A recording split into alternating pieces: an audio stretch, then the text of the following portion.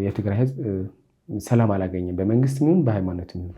በትግራይ ውስጥ ግን መንግስትና አባቶች አንድ ናቸው። አሁን መንበረ ሰላማ ብሎ የመጣ ለትግራይ ህዝብ ምንም አላዳነው። አሁን ምንም ከምንም ነገር አልዳነም ህዝብ ትግራይ። ጣልቃ የሚገቡ ደግሞ ከኦርቶዶክስ ተዋህዶ ቤተክርስቲያን ውጭ የሆኑ ቤተክርስቲያናችን የማይወክሉ አካላት ጣልቃ እየገቡባት ነው ያለው። አሁን የትግራዩ መንበረ ሰላማ ሲመሰረት የእርስዎ አስተዋጽኦ ምን ነበር? 2013 መልኩ ሰው 2015 ጵጵስና ተሰጡ። እሳቸው የነበሩበት በአሞክሮ ነው። ገዳም ይኖሩ ከተማ ይኖሩ የት እንደነበሩ ገዳማቸውም አይታወቅም። ከዛ ግን ጽድት ያልኩ መነኩሴ ምእመን ነኝ። እርስዎ በወቅቱ የመንበረ ሰላማ መቋቋምን ነው የሚቃወሙት? ህገወጦች እኮ ይደውላሉ አላረፉም። አሁን ማንኛው ነገር እናደርግልሃለን፣ እስከ 400 ካሬ እንሰጥሃለን፣ ቤት መሬት እንሰጥሃለን፣ 100,000 ደሞዝ እናደርግልሃለን፣ ናግባ ነው። እግዚአብሔር ይቅር በለኝና ጳጳስ ይቅርና እነሱ ጋር ግብረ አበሮች የሆኑ ቄሶች አልሳለም። ወይም ወር ነው ወይም አንድ ሳምንትን አይታወቅም። ግን መፍረሱ ግን አይቀርም። ምንድነው ትግራይ ውስጥ ሙስሊሞች ምንድነው የደረሰባቸው? አክሱም እንደምታውቀው ኢትዮጵያውያን ቀርቶ ዓለም የሚያውቀው መስጊድ የለም። መስጊድ አይፈቀድም። ጦርነት እንዲነሳ ያደረጉ ራሳቸው የኛ መሪዎች ናቸው። ሳይቀድሙ እንቅደማቸው ነው። ሩጫ ነበር። ኢየሱስ ለሰሜን የሚለውን በተሐድሶ የተዘጋጀ አለ። ከደሴ መነሻው ከደሴ ነው። ከደሴ ተነስቶ እስከ አክሱም ይደርሳል፣ እስከ ሽሬ ይደርሳል ነው የሚለው። በመንበረ ሰላማ የታገዘ ነው። አክሱም ላይ ሙስሊሞች እንደተገፉ ተደርጎ በተደጋጋሚ ይነገራል እና ያንን አሁን እርስዎ እያረጋገጡ ነው? ተገፍተዋል ብለው ያምናሉ? አሁን ለአላማጣ እኮ ሲመጡ ጳጳሶች እኮ በክላሽ ተጠብቀው ነው። ጋርድ አላቸው። የህወሓት ጋር ቲዲኤፍ የሚባል የጳጳስ ጠባቂ ነው። ራሳቸው ቤተክርስቲያን አፍርሰው እኮ መከላከያ ፈረሰልን እኮ ነው የነበረው። አሁን እያንዳንዱ ህገወጥ ጳጳስ የተሸመው 3-4 ቤት የሌለው የለ መቀሌ ዲያስፖራ ሰፈር ይባላል። መቀሌ ውስጥ ንጉስና 5 ሳይሞላ 2 ዓመት ሳይሞላ ጵጵስና ሲሰጥ በትግራይ ገረመኝ። ከዛ በፈጸሙት ህገወጥ እንቅስቃሴ ተጸጽተው ወደ ኢትዮጵያ ኦርቶዶክስ ተዋህዶ ቤተክርስቲያን ቅዱስ ሲኖዶስ ለመመለስ ፍላጎት ያላቸው አባቶች አሉ? 9 ጳጳሳት ነው ያወገዘች። ለ9 ሲወገዙ ግን ምንም አልመሰላቸውም። በኋላ ተወግዘናል፣ በቃ ሀገርትነ ትግራይ እንበል ተባለ። አሁን ጴጥሮስና አሁን መርሃ ክርስቶስ አሁን አረጋዊ ግን ኢትዮጵያ ኦርቶዶክስ ተዋህዶ ቤተክርስቲያን ፈርሳስ እነሱ እጅ እንድትገባ ነው ፍላጎታቸው።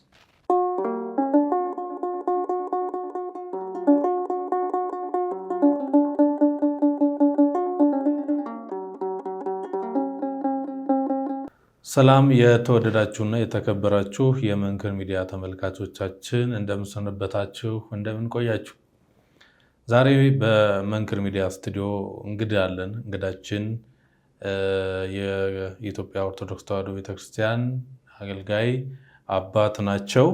ከእሳቸው ጋር ቆይታ እናደርጋለን። በምን ምክንያት ወደኛ ሚዲያ መጡ፣ ምን ሀሳብ አላቸው፣ ምን መልእክት አላቸው የሚለውን አብራችሁን ስትቆዩ የምትሰሙት ይሆናል። አብራችሁን ቆዩ።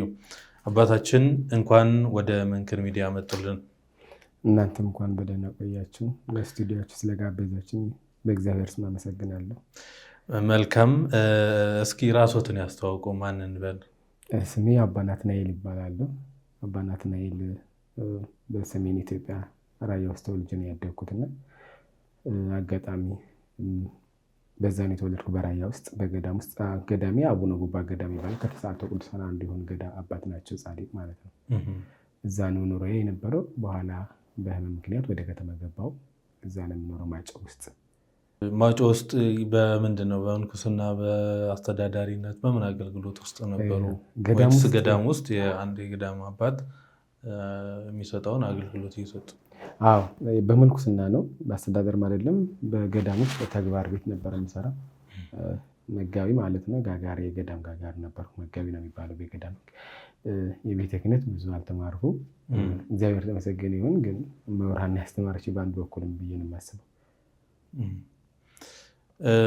ማጫው ያው የትግራይ ክልል ውስጥ የሚገኝ አንድ የሀገረ ስብከት ወይም አንድ የአገልግሎት ስፍራ ነው እና አሁን ትግራይ ያለችበትና እንደ አጠቃላይ የኢትዮጵያ ኦርቶዶክስ ተዋህዶ ቤተክርስቲያን እና በትግራይ ውስጥ ያለውን የመንፈሳዊ አገልግሎት እስኪ ምን ይመስላል? ቀድሞ በኢትዮጵያ ኦርቶዶክስ ተዋህዶ ቤተክርስቲያን ስር በነበረ ሰዓትና አሁን ላይ ደግሞ ራሱን ችሎ መንበረ ሰላማ ብሎ ራሱን ካቋቋመ በኋላ የነበረው ልዩነትና አንድነት ምን ይመስላል? ትግራይ ከነበረችበትና ከአሁን ያለው ብዙም ልዩነት አለው። ልዩነት ማለት የአካባቢ ልዩነቶች አሉ። በአሁን በተፈጠረው የትግራይ ህዝብ እንደምታውቁት መንከራ ላይ ነው ያለው። በተለይ በሃይማኖት በኩል ተጽዕኖ አለው። እኔ ልወቅልህ የሚሉ አካላቶች አሉ። ያን ሁሉ ጣልቃ የሚገቡ ደግሞ ከኦርቶዶክስ ተዋሕዶ ቤተክርስቲያን ውጭ የሆኑ ቤተክርስቲያናችን የማይወክሉ አካላት ጣልቃ እየገቡባት ነው ያለው። አሁን ራሱን ችሎ የመጣ ሲኖዶስ ኢትዮጵያ የሚቃወም ሲኖዶስ መንበረ ሰላማ ብሎ የመጣ ለትግራይ ህዝብ ምንም አላዳነው። አሁን ምንም ከምንም ነገር አልዳነም ህዝብ ትግራይ። የሌላ እምነት እያስፋፉ ኦርቶዶክስ ተዋሕዶ ቤተክርስቲያን ተቃውመው መንበረ ሰላማ ቢመሰርቱም ህዝቡ በቤተክርስቲያን ውስጥ ሊኖር አልቻለም። ከቤተክርስቲያን እየሸሸ ያለበት ሰዓት ነው አሁን። እኔ እንደ ግሌ የማየው በግሌ በቤተክርስቲያናችን ጉዳይ በኢትዮጵያዊነት በነበርንበት ብዙ ስብከተ ወንጌሎች ብዙ ዘማሪያን በሚመጡበት ሰዓት ህዝቡ እምነቱ አክራሪ ነበረ፣ ብዙ ነበር። አሁን ስናየው ግን መንበረ ሰላማ ብሎ ራሱ የሰየመ ቡድን ግን ለቤተክርስቲያኗ የሚያዳክም ነው። እያዳከመም አሁን በተፈጠረው ጉዳይ ራስ በራሱ ከሁለት የተከፈለበት ጉዳይ ሆነዋልና የትግራይ ህዝብ ሰላም አላገኘም፣ በመንግስት ይሁን በሃይማኖት ይሁን። ኢትዮጵያ ውስጥ መንግስትና አባቶች የተለያዩ ይመስለኛል እዚህ ኢትዮጵያ ውስጥ ሳየው። በትግራይ ውስጥ ግን መንግስትና አባቶች አንድ ናቸው። አሁን አንድ አካል ነው። በዚህ መንግስት ይጎዳዋል፣ በዚህ ደግሞ መንበረ ሰላማ ይጎዳዋል ማለት ነው ያለው በትግራይ ይህንን ይመስላል በአንድ በኩል ስታዩት።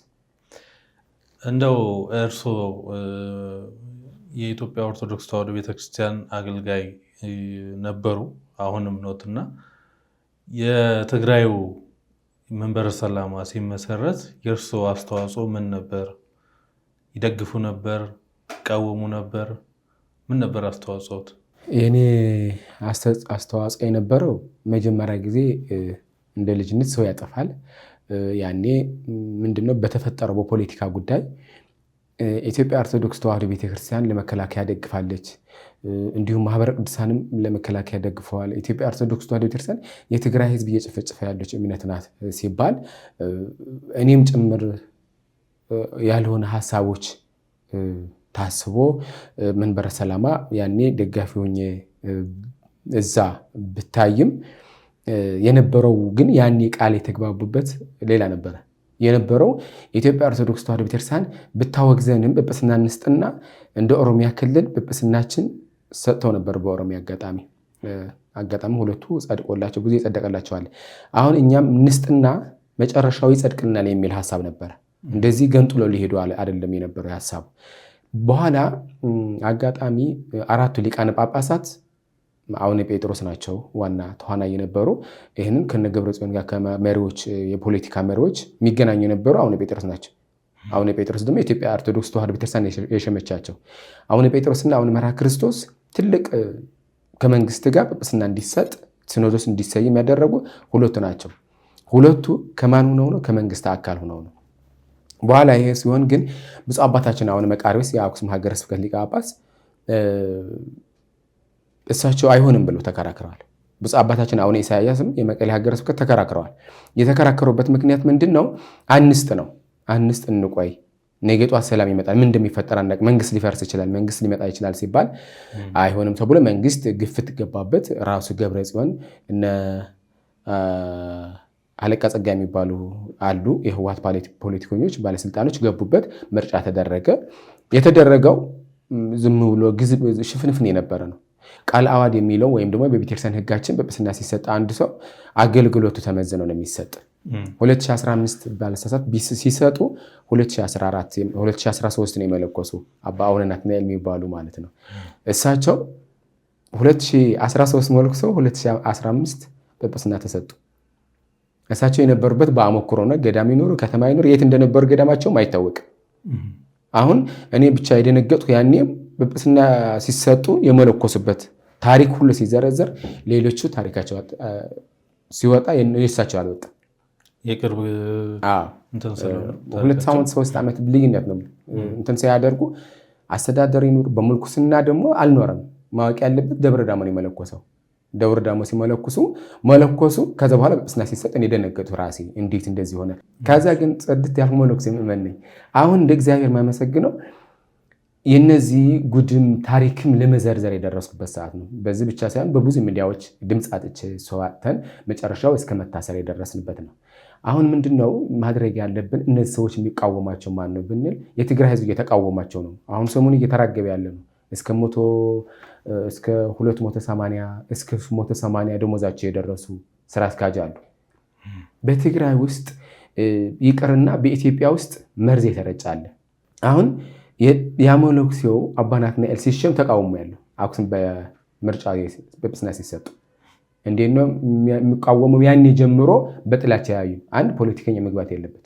አሁን በኢትዮጵያ ኦርቶዶክስ ተዋሕዶ ቤተክርስቲያን ይከታተላለሁ ሁል ጊዜ አባቶች ብቻ ናቸው የሚሰበሰቡት። ደግሞ ዝም ብሎ አይሰጡም። ታሪኩ ሰርቶ ምን አለማ፣ ምንስ አደረገ፣ ስንት ቤተክርስቲያን አነጸ፣ ገዳሙ ስንት ዓመት ተቀመጠ ነው የሚባለው። ያ ሳይባል ዝም ብሎ ሩጫ ነው። በትግራይ ለፖለቲካ ድጋፍ ይሆኑናል። ፖለቲካ እንዳይፈርስ ነው። የህወሓት የሚባል ቡድን እንዳይጠፋ ነው። ህወሓት ማለት የኢህአዴግ ቅርንጫፍ ወይም ደግሞ ውላጅ ነው፣ እግር ነው። ዋናው እግሩ የህወሓት ነው፣ መበቆሉ ማለት ነው። አሁን በኋላ የትግራይ ህዝብ እየነቃ በመጣበት ሰዓት አሁን ግን እግዚአብሔር ተመሰገነ ይሁን እኔ ያልኩትን ብዙ ደጋፊ ያለኝ። አሁን እርስዎ በወቅቱ የመንበረ ሰላማ መቋቋምን ነው የሚቃወሙት ወይስ እኛ አባት በአጭር የምንኩስና ህይወት ውስጥ እንደው ምንም አይነት የአገልግሎት ተሳትፎ ሳያደርጉ በአጭር ጊዜ ወደ መንበስና መምጣታቸው ነው እንዲነቅፉ፣ ወይንም ደግሞ እሳቸውን ነው የሚነቅፉት ወይንስ መንበረ ሰላማን መቋቋሙን? እኔ ምነቅፈው ሁለቱ ነው። ቁጥር አንድ መንበረ ሰላማ መቋቋሙ ነው። ለምን ተቋቋም እንትን ይላል ነው። እኔ እኮ መንበረ ሰላማ እኮ አሁን ለምሳሌ ይቅርታ አድርጉልኝ እንጂ በአንድ በኩል ሲታይ እኔ አባ ናትናኤል ኢትዮጵያዊ ነኝ። መታወቂያዬ መንግስት ባወጣው አንቃ ህግ አለ። ብሔር ትግራዋይ ዜግነት ኢትዮጵያዊ ይላል። እነዚህ ሰዎች ኢትዮጵያውያን ናቸው። መታወቂያቸውም ኢትዮጵያ ነው የሚለው፣ ፓስፖርታቸው ኢትዮጵያ ነው የሚለው። ያ ትተው ግን አሁን ሀገረ ትግራይ ብለው ነው ያለው። ሀገረ ትግራይ ቢሉ ግማሽ ጎድናቸው ኢትዮጵያ ውስጥ ረግጦ ግን ኢትዮጵያ መቃወም አይቻልም። ኢትዮጵያ ከጠሏት ጠሏት ነው። ያኔ መጀመሪያ ጵጵስና ሲሰጥ ግን የደገፍኩት ምክንያት ምንድነው? ሀገርና ኢትዮጵያ እንላለን። ከዛ ግን እነሱ ካወገዙንም እንዲያጸድቁልን እንጠይቃለን ነው። ከዛ እዚህ ኢትዮጵያ ኦርቶዶክስ ተዋሕዶ ቤተክርስቲያን ስታወግዛቸው ለአዲሶቹ ማለት ነው 9 ጳጳሳት ነው ያወገዘች። 9 ሲሰጡ ተወገዙ። ለ9 ሲወገዙ ግን ምንም አልመሰላቸውም። በኋላ ተወግዘናል፣ በቃ ሀገርትነ ትግራይ እንበል ተባለ። ለምን እንደዚህ ይላል? ለምን መሆን የለበትም ስለኔ ያኔ እኔ ተቃወሙኝ ብዙ ሰዎች። ምእመነ በቃ አያገባህም፣ በገዳም ህግ ይመጣሉ። ገዳማችን ሲመጡ እኛ እንደዚህ ጳጳሶች እኔ እግዚአብሔር ይቅር በለኝና ጳጳስ ይቅርና እነሱ ጋር ግብረ አበሮች የሆኑ ቄሶች አልሳለምም። እንዴት ነው የማልሳለመው? በቃ በውስጣቸው ሌላ ጉዳይ ስላላቸው ነው። ጉዳያቸው ምንድነው? የገንዘብ እንጂ ህዝቡ ከእምነት አያወጡትም። ህጉ ደግሞ ለስደኖስ መፍረስ አይቀርም። አሁን ጊዜ ከሰጠን ይፈርሳል ሰው ወይም ወር ነው ወይም አንድ ሳምንትን አይታወቅም። ግን መፍረሱ ግን አይቀርም፣ ሳምንቱ ይፈርሳል። እዚህም የሚመጡ አካላትም መጥተው ብፁዓን የሆኑ ሊቃነ ጳጳሳት አሉ። ከዛ ህጉ ወጡ የተሸሙ 18 ዓመት ውስጥ ከገዳም ወጥተው የማያውቁ መምህር ድጓ የሆኑ መምህር ዜማም የሆኑ ብዙ የምስክር የመምህርነት እያላቸው እነሱ ተጥለው ነው ያሉት። አሁን እነሱ እነማን ናቸው የተጣሉት? እና አሁን ያሬድና እና አሁን እንጦንስ የሚባሉ ስለተቃውሟቸው ህገ ወጥ ነው፣ እኛ ኢትዮጵያ ኦርቶዶክስ ተዋሕዶ ቤተክርስቲያን እንደግፋለን አይሆንም ሲሏቸው መምህር ተስፋ የሚባል ሰሜን ሀገረ ስብከት የምብራቅ ዘዋዶ ሀገረ ስብከት ይባላልና የኩሓ ነው። አሁን የዲስቆሮስ ነበሩበት ሀገረ ስብከቱ አሁን እንዋቀው የሚባል እሱን የያዘው። ይህንን ኢትዮጵያ ኦርቶዶክስ ተዋሕዶ ቤተክርስቲያን የሚቃወም ወይም ይታሰራል ወይም ደግሞ ታፍኖ ሳዋ የሚባል ነው የሚወስዱት። ካህን ሆኖ ማለት ነው። በካህን ላይ ጭካኔ የሚያደርጉ ጳጳሳት ናቸው በትግራይ ያሉት። በዘር ከፍለውታል። አሁን አካባቢ ይባላል። አሁን የራያ የሆኑት አሁን እንዋቆም ራያ ናቸው። እንትና አሁን ያሬድ ይቅርታ፣ አሁን ያሬድ የራያ ሰው ናቸው። ደሞዛቸው 50 ሺህ ነው፣ ጳጳስ ናቸው። ሌሎች ግን እስከ 240 280 የደረሱ ናቸው። እንዴት አሁን ያሬድ 50 ሺህ ሆነው መኪናም እንደመሰጡን መረጃ ከዛ ተደውሎ የነሱ ደጋፊ ያሉ የገሌ ጳጳስ ግሩፕ አለ። የአሁን ያሬድ ደጋፊዎች እንደጠቆሙን መኪናም አሁን በቅርብ ነው የሰጧቸው። እሱም እንዲሰጧቸው የሃም ሚዲያ የሚባል ኢንተርቪው ባደረገኝ ሰዓት ያኔ አይተውት ነው። ለኔ ደውለው እኮ ይደውላሉ እኮ ህገ ወጦች እኮ ይደውላሉ፣ አላረፉም። አሁን አባ ናትናኤል እኛ እናግዝሃለን፣ ማንኛው ነገር እናደርግልሃለን፣ እስከ 400 ካሬ እንሰጥሃለን፣ ቤት መሬት እንሰጥሃለን፣ 100,000 ደሞዝ እናደርግልሃለን፣ ናግባ ነው። እኔ ግን ደሞዝ ፈልጌ አይደለም የመጣሁት። ዓላማ ያለኝ ዓላማዬ አንድ ኢትዮጵያዊ ሆኖ ኢትዮጵያውያን በመሆኔ ነው የማምነው። ምንድነው አሁን ይሄ ፖለቲካ ያመጣው ግን ራሳቸው በኢትዮጵያ ጦርነት እንዲነሳ ያደረጉ ራሳቸው የኛ መሪዎች ናቸው። ሰሜን እዝ በነበረበት ሰዓት እኔ ማይጮህ ነኝ የነበርኩት። ሰሜን እዝ ምንም ሳይነካቸው 26 ፌደራል መንግስት እኛን ይይዘናል፣ እኛ ግን ለሰሜን እዝ በ24 እንምታው ብሎ ራሳቸው ጥቅምት 24 2013 ነው ያነሱት። ሳይቀድሙ እንቅደማችን ሩጫ ነበር። እነሱ ትንኮሳ ባያደርጉ ኖሮ ይሄ የሃይማኖት ልዩነት አይመጣም ነበር። ምን መሰሎት ህዝቡ ወደ ጎረፈ ነበር በፊት። አሁን ወንዝ ባገሬ ማሳ ሲያጠጡ እየተቆፈረ ነው ራስ ትመራዋለ መንገድ። ህዝቡ ወደ መራበት ነበር የሚሄደው። አሁን ነው የነቃ። አሁን የነቃበት ምክንያት ደግሞ የፕሪቶሪያ ፊርማ ሲባል ሲፈራረሙ ሰላም ከመጣን የነቃ ህዝቡ ለካስ መልሰው ፖለቲካ ሰርተው ህዝባው ጨርሰው በቤተክርስቲያን ፈርሶ ህዝቡ በእምነት በትነውት ራሳቸው ሲታረቁ ፖለቲከኞቹ ህዝቡ ያኔ ነቃ። እምነቱም እንደፈረሰበት አወቀ። አሁን እኮ አሁን በቅርብ እናታችን የታሰሩ ወይዘሮ አከዛ የሚባለው እሳቸው የ70 ዓመት አዛውንት ናቸው። እንዲያም ቅኔ ሰጥተዋል። እሳቸው ቄሶቻችን አሉ ዜማ እያደረጉ ሀገሪቱን ኢትዮጵያ ሲሉ ደስ ይሉኛል። አሁን ግን ቂጡ የጠፋበት ሀገሪቱን ትግራይ የሚባል ግን ትግራይ ምንድናት ሀገር መቼ ሆነች ብለው ስለተናገርኩ ነው የታሰሩትና አባ ናትናኤልም በፊት ውጣ ውረድ ያደረገኛል። ምን አለ ብትሉ በቃ መንበረ ሰላማ እንደተመሰረት ደገፍኩት። በኋላ ግን ውስጥ ካወቅኩት በኋላ ከታወቀ በኋላ ግን በቃ ለራሱ እንጂ ለትግራይ ህዝብ አይልም፣ ለእምነቱ አይልም። መጨረሻው እኔ ያኔ ሲያሳድዱኝ ምን ሲሉኝ ህመሜ ለህመም ተጨምሮ እግዚአብሔር ጥሩ ነው እድሜ ከሰጠ ያሳያል። እና ከቆየን በኋላ ምን እየሆነ መጣ? በአክሱም ላይ አንዱ ሃይማኖት ይሳደዳል፣ አንድ ሃይማኖትም መልሶ ናግባ ተብሎ ቦታ ይፈቀድበታል። የአክሱም ከንቲባ አሁን ለአንዳንድ ተሐድሶች ፈቅዷል። አሁን ለምን ተፈቀድባቸው ስል እኛም ተቃውመ ሌላ ሃይማኖትም ተቃውመ ተብሎ ለኔ ምንድነው ያሉኝ? አንተማ ሃይማኖት የለህም ነው ያሉኝ። ለተሐድሶ እንቅስቃሴ ስላደረጉ ለምንድነው ሙስሊም ተበደለ? እሺ ሌላ እምነት ለምን ይገባል? የተሐድሶ ለምን በአክሱም ላይ ይሰራል ባልኩበት ሰዓት በገዳማችንም በሀገረ ስብከት በመጣራበት ስብሰባም ሲሄድ አይ በቃ አያገባህም፣ ተሐድሶም ተቃውሞ ኦርቶዶክስ መንበረ ሰላማም ተቃውሞ ያንተ እምነት ምንድነው? እኔ ኢትዮጵያ ኦርቶዶክስ ተዋሕዶ ቤተክርስቲያን ተከታይ ነኝ ስላቸው ኢትዮጵያ ኦርቶዶክስ ተዋሕዶ ቤተክርስቲያን የኛ ጠላት ናት፣ የኛ ጨፍጫፊ ናት፣ ህዝብ ያፈረሰች ናት፣ ቤተክርስቲያናችን እንዲፈርስ ያደረገች ናት። ምን አይታችሁ ማስረጃ ምን አለ? ማስረጃ የለም። በወሬ ሰምተናል፣ በምን ይልደግፋለች እንደሚሉት 20 ሚሊዮን የሚሉት አላዩ። እኔ አላዩ፣ ማንም አላዩ። ማስረጃ አምጡ ሲባሉ ስብሰባ ላይ የለም። ከስብሰባ ወጥተው ስትሄዱ ግን ኢትዮጵያ ኦርቶዶክስ ተዋሕዶ ቤተክርስቲያን የሚደግፍ በቤቱ ማስፈራራት፣ በመንገድ ላይ ማስፈራራት አሉ። ወጣቶች አሉ በገንዘብ እንትን ያሉት። አሁን ያ ሲሆን ቤተክርስቲያናችን ለማፍረስ የተዘጋጀ ነው። እነሱች ምን መሆን አለበት ቢባል ግን ቤተክርስቲያኗን ለማዳን የሚፈለገው የትግራይ ህዝብ ከህገወጥ ሲኖዶስ ወይም ከህገወጥ እምነቶች የሆኑ ከኦርቶዶክስ ተዋሕዶ ቤተክርስቲያን የወጡ እምነቶች ለማዳን ከሆነ ግን ምንድነው የሚያስፈልገው? አሁን የኢትዮጵያ ህዝብ ወይም ደግሞ የኢትዮጵያ ሲኖዶስ ማነጋገር አለበት። አሁን በቅርብ ጊዜ አሁን ስራ አስኪያጁ አዲስ ስራ አስኪያጅ ናቸው። ለአሁን አብርሃምስ ተጠልተዋል። እሳቸው የተጠሉበት ምክንያት ስራ አስኪያጅ በነበሩበት ከሲኖዶሱ ገንዘብ ደጉመዋል መንግስት የሚለውን ትግራይ በመንፈሳዊ ነገር አይነስም። እሳቸው አሁን ሳይረስ ከመንግስት ጋር ቅርበ ስራ አስኪያጅ ስለሆኑ ይገናኛሉ። ከትግራይ ያለው ሲኖዶስም ሊገናኙ ይችላል፣ ሳይገናኙ አይውልም፣ ያወራሉ ይመስለኛል። እኔ ግን ምን ማድረግ አለባቸው? ይሄ እድል መጠቀም አለባት ኢትዮጵያ ኦርቶዶክስ ተዋሕዶ ቤተክርስቲያን። ብፁዕ አባታችን አሁን ዲያስቆሮስ እንኳ ስለ መንበረ ሰላማ ይቅርና ስለ ትግራይ ህዝብ ሲነሳ ብዙ ፍላጎት የላቸውም። በምንድነው ተበድሏል በትግራይ ውስጥ። ሳዊሮስ ግን ሄደው ነበረ፣ ያውቁታል። አሁንም ምስጢሩ ያውቁታል፣ ይደዋወላሉ። በዚህ መጀመሪያውም ብዙ ነገሮች አሏቸው፣ ባንገልጸው ጥሩ ነው። አሁን ግን መንፈሳዊ ነገር እንደጥሪ የሚሆነው ግን ይሄ እድል መጠቀም አለባቸው። እሳቸው ጥሩ ሰው ነው የሚያስቀምጡ። በአቡነ ሳዊሮስ ጊዜ ሁለት የነበረ ሲኖዶስ ወደ አንድ መጣ። የተለያየ በእምነት ህዝብ ደግሞ ኢትዮጵያዊነቱ አንድ ሆነ እንዲባል በእሳቸው ጥሩ አሻራ አስቀምጠው ቢያደርጉ ነው ሀሳብ የሚመስለኝ። አሁን ቅድም ሀሳቦት ላይ ሲያነሱ የትግራይ ሙስሊሞች ተበደሉ፣ አሁን ደግሞ የተሐድሶ እንቅስቃሴ ያለ ሁለቱንም እንዴት የሚል ሀሳብ ጠቆም አድርገዋልና ምንድነው ትግራይ ውስጥ ሙስሊሞች ምንድነው የደረሰባቸው? ሙስሊሞች የደረሰባቸው በፊት አክሱም እንደምታውቀው ኢትዮጵያውያን ቀርቶ ዓለም የሚያውቀው መስጊድ የለም።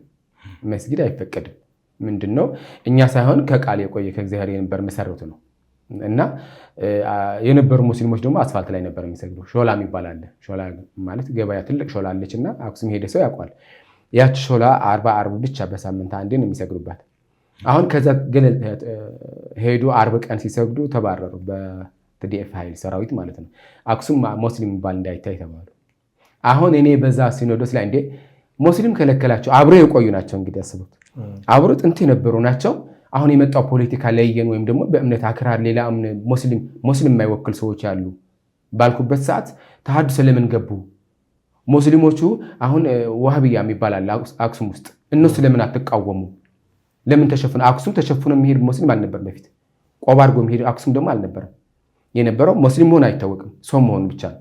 ሲሰግድ ብቻ ነው ሙስሊም መሆኑ የሚታወቅ። እኔ በአክሱም 1 ዓመት ከ8 ወር ተቀምጫለሁ ከብፁዕ አባታችን አቡነ መቃርዮስ ጋር ማለት ነው።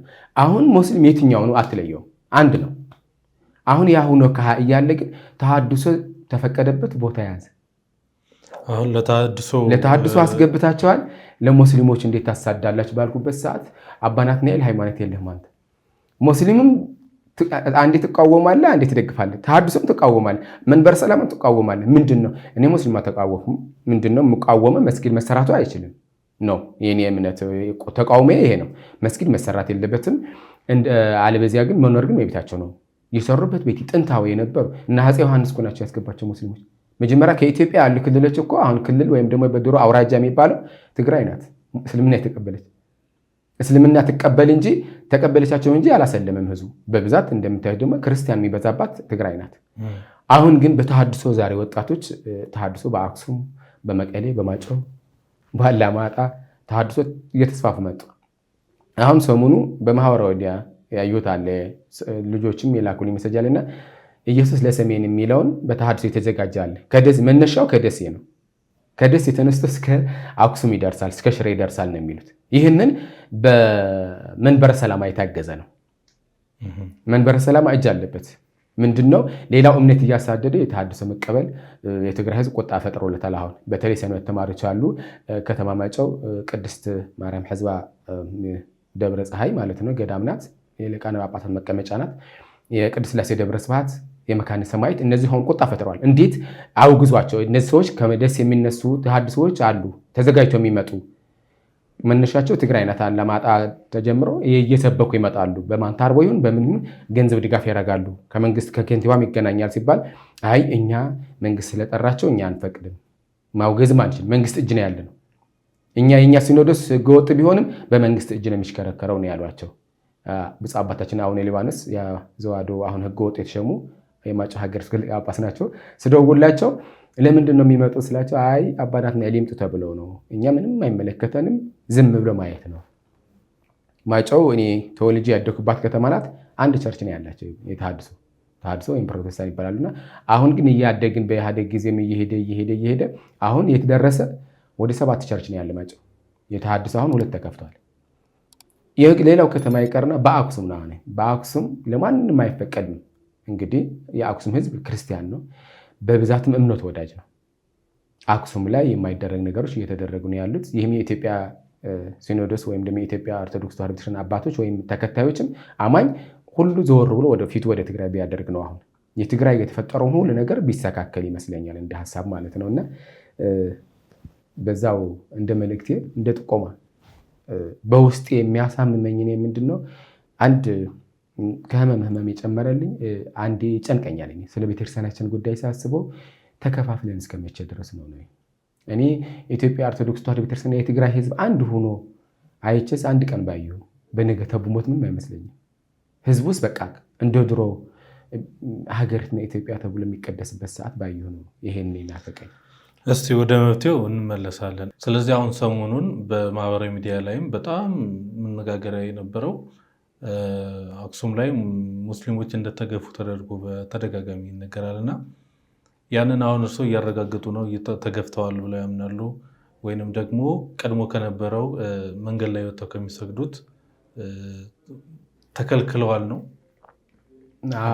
ግፍ የደረሳቸው በህዝቡ አይደለም፣ በመንግስት በፖለቲከኛ ነው። የአክሱም ህዝብ አይደለም ግፍ ያደረሰው፣ በፖለቲከኛ በታጠቁ ሰራዊት ቲዲኤፍ ነኝ የሚለው አካል ነው። እና ይህንን ተልከው ነው በመንግስት ነው። መንግስት ደግሞ ዝም ብሎ አይደለም የሚመጣው፣ ከሲኖዶስ ውስጥ ስራ ነው። ምንም አንድ ነገር ምን አለ መምህር መሰልበት፣ በቃ ጵጵስናው የያዙት እንጂ አስኬማው ተሸከሙት እንጂ ጵጵስና ዓላማው አላወቁት። የጵጵስና ህይወት ምን መሆን አያውቁትም፣ እንደማየው እኔ ማለት ነው። በምን ካሉኝ መድረክ ላይ ወጥቶ አንዱን አቋሾ አንዱን አመስግኖ አይቻልም። አባትነት አሁን እኔ እንደ አባ ናትናኤል የምቃወመው አካል እቃወመዋለሁ። ለአንዱ ያቆሸሽኩ ለአንዱ ግን እንትን ማለት የለብኝም በአንድ እንደሚመስለኝ። አሁን ግን ስታዩት ግን በአክሱም ሙስሊሞቹ በመንግስት ጫና ሲደረጋቸው ህገወጥ ሲኖዶስ ደጋፊ ነው። በዛ የሚሰግዱበት በአስፋልትም ተከልክለዋል። በቃ ወይም ወደ ሽሬ ሄዱ ወይም ወደ አድዋ ሄዱ ነው የነበረው ፍከራው። አሁን ሞባይሉ ቤት እንትን ማስረጃ ወርቄቷል ከዛ የተላከ። ቤተክርስቲያናችን ግን ለነሱ አላሳደደችም። መንግስት እና አባ ሰረቀ ብርሃን ሸመች አባ ሰረቀ ብርሃን እንግዲህ እንደምታውቁ በማህበራዊ ሚዲያ የታወቀ ፖለቲከኛ ናቸው፣ ታዋቂ ናቸው። ውጭ ያሉም ኢትዮጵያ ሀገራችን የሰደቡ ሰው ናቸው። ኢትዮጵያስ እንደቆሸሸ ነው የሚያዩት። በጣም እኔ ከአንድ አባት ማልጠብቀው እንግዲህ ጥምቀት የተጀመረው እስራኤል ውስጥ ነው፣ ኢየሩሳሌም ማለት ነው። እኔ አላቅም እንደ አባቶች እንዳስተማሪ በስብከት እንደምሰማው አባታችን አቡነ ሰላማ ግን ምንድን ያሉት አባ ሰረቀ ብርሃን ጥምቀት አይቶት ከሆነ ጥምቀት አክሱም ለዓለም በጭልፋ የሰጠቻቸው ናት። ይሄ አይባልም። ለዓለም የሰጨት አክሱም አይደለች፣ እስራኤል ናት። እስራኤላውያን ክርስቶስ በአክሱም ነው ጥምቀት የተጠመቀበት። አክሱም ለዓላውነት አድርጎ ነው የሚሄዱት። አሁን ከዛ በኋላ ሙስሊሞቹ ካሳደዱ በኋላ አክሱም ሀገረ ቅድስተ አክሱም ሀገረ እግዚአብሔር አክሱም ሀገረ እግዚአብሔር ቅድስተ አክሱም የሚለውን ቃል ነው አሁን ሲኖዶስ ያጸደቀለት። አሁን ጠለቅ ብሎ ሀገረ ቅድስት የሚባለው አሁን ኢየሩሳሌም ሀገረ ቅድስት ናት፣ ቅድስት ሀገር ናት። ምንድነው እዛ ገዳሙ ላይ ወይም ኢየሩሳሌም ላይ መጥፎ ነገሮች አይሰሩም ይመስለኛል። እኔ ባልሄድ የሄዱ አባቶች ይነግራሉ። ከአልኮኒ ነፃ የሆነች ናት ያች አካባቢ። አክሱም ላይ ግን ግሮሰሪ ያለ ቤተክርስቲያን የቤተክርስቲያን የአክሱም ጽዮን ዙሪያው ሆቴል ነው፣ ግሮሰሪ ነው። ብዙ እንደ መውቀስ ወይም ደግሞ እንደ መዝለፍ እንዳይመስለው አንዳንድ ሰው እህቶቻችን እዛ ሴት አዳር ሆኖ የሚቆሙበት። አሁን እኔ አዲስ አበባ ሳይለማ አንድ ጊዜ መጥቼ ነበረ እና በዛ አዲስ አበባ ብዙ ነገር አይ ነበረ እንደዚህ መንፈሳውያን ሰዎች ሲያንቀሳቅሱኝ። በቃ አክሱምና አዲስ አበባ አንድ ናቸው ለኔ። እንዴት ነው ቢሉኝ ሁሉ ነገሩ በቃ መጠጥም ምኑም ቅድስት ልትባል ሳይገባ እንደ ድሮዋ አክሱም ብትባል ቅድስት ለማለት የሚያስችል ቅድስና የለውም። ከተማው የለውም። ከተማ ውስጥ የሚተገበሩ ቅድስት የሚያስብለው የለውም። ቅድስት አክሱም የምትባሉስ የለም። እንዴት ካሉኝ አሁን ጳጳስ ሆነው እኮ ነው አልኮል የሚጠጡት እና አሁን አረጋውና አሁን ዮሐንስ ምን እየሰሩ ይዋል ነው እንዴ? አብረን ስለነበርን ሚስጥር ስለወጣ አይደለም። ሚስጥር የሚያወጣልህ ታሪክ የሚያውቀልህ ውስጥ ነው። ምእመን ምንም የሚስክን ምእመን ነው። አሁን በአክሱም ላይ ተስካር የለም ወይም ደግሞ አርባ የለም። 25,000 ብር ይከፍላል። የተበቃ ተከተመ።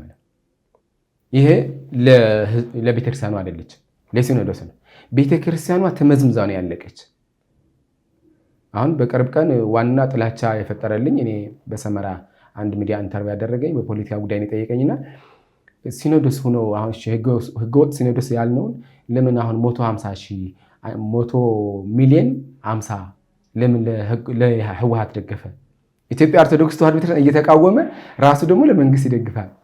እኔ ይሄ ነው የሚሰማኝ። አንዳንድ ነገሮች ህዝቡ አያውቅም ነበር። አሁን ነቃ፣ እየነቃ መጣ። አሁን እየነቃ ነው። አሁን የሚያስፈልገው የትግራይ ህዝብ ምንድነው? በሚዲያ ላይ ብዙ ወላ ማህበረ ቅዱሳን እንበል ወይም ኢትዮጵያ ሲኖዶስ እንበል ይህንን ለትግራይ ህዝብ አንተ ጎንንን ያለን ቢለው የትግራይ በጣም ተስፋ ያለው ነው። ለምን ዝም አሉ ነው አሁን ቁጣ የፈጠረ? ለምን ስለ ትግራይ ስለምን አያወሩ ጳጳሶቹ? ዝም ያሉበት ምክንያት ምንድን ነው? ዝም አላሉም እኮ በተደጋጋሚ ጥሪ ያደርገዋል። ጥሪ የተደረገው ለጳጳሶቹ ለሲኖዶስ ነው የከፋፈለው። እዛ ያሉት አባቶች ስለሆኑ ለነሱ ጥሪ በጣም ተደርጓል በተደጋጋሚ። እዚህ አዲስ አበባ ያለው ወይም የኢትዮጵያ ኦርቶዶክስ ተዋሕዶ ቤተክርስቲያን ቅዱስ ሲኖዶስ ተደጋጋሚ በትግራይ ለተፈጠረው መለያየት ጥሪ አድርጓል ይመስለኛል። ባልሳሳት እንደው የሚያገናኝ ችግሩን የሚፈታ ኮሚቴም የተቋቋመ ይመስለኛል ካልተሳሳቱ። ይህን ያህል ጥሪ ካደረገ ይቅርታም ሁሉ ተጠይቋል አይደለ? ይቅርታ ወይም ደግሞ ኮሚቴ አልተቋቋምም። እንዴት መሰሎት መምህር፣ እኔ ስለማውቀው ነው እዛ ስለሆኑ በብዛት እንትን እላለሁና ምን አለ መሰሎት፣ አሁን ብፁዕ አባታችን አቡነ ሳዊሮስ በመንግስት ተልኮ ወደ ስራ አስኪያጅ ሳይወጡ ከክልሉ የኦሮሚያ ክልል መስተዳደር በነበሩበት የመጣው እሱ ጋር መጥተው ነበር። መጥተው ሲመጡ በመንግስት ነው የመጡት። አሁን ስራ አስኪያጅ ከሆኑ ለምን አይሄዱም? አሁን በመንግስት ሄደው ህዝባቸው ጠይቀው የተፈናቀለ ህዝብ አይተው መጡ። ኢትዮጵያ ኦርቶዶክስ ተዋሕዶ ቤተክርስቲያን 20 ሚሊዮን ይመስለኛል ለተፈናቀሉ ህዝብ ድጎማ አድርጋለች።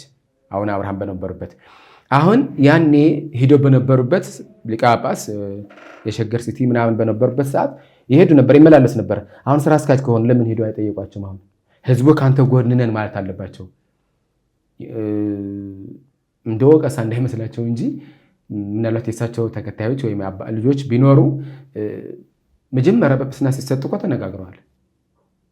ይሄ ቤተክርስቲያናችን ለማህበረሰብ የተደራጀ ነበረ፣ ግን እግዚአብሔር ደግሞ መለሰው እንጂ እናንተ ስጡና እኛ ከእናንተ በኋላ እንሰጣለን ነው። ይሄ ንግግር ነበር። እኔ በህመም ምክንያት እኮ አዲስ አበባ ስመላለስ እንደዚህ አድርጉ፣ በዚህ ውጡ፣ በዚህ ግቡ የሚሉ ሰዎች ነበሩ። እኔ ግን ሰው አላቅም። አሁንም አስተዳደሮች አሉ፣ ጳጳሶች አሉ። አሁን እዚህ የትግራይ ተወላጆች ሆነ ጳጳሶች አዲስ አበባ ውስጥ ያሉ እሱ የሚደግፉ ሲኖዶስ የሚደግፉ አሉ።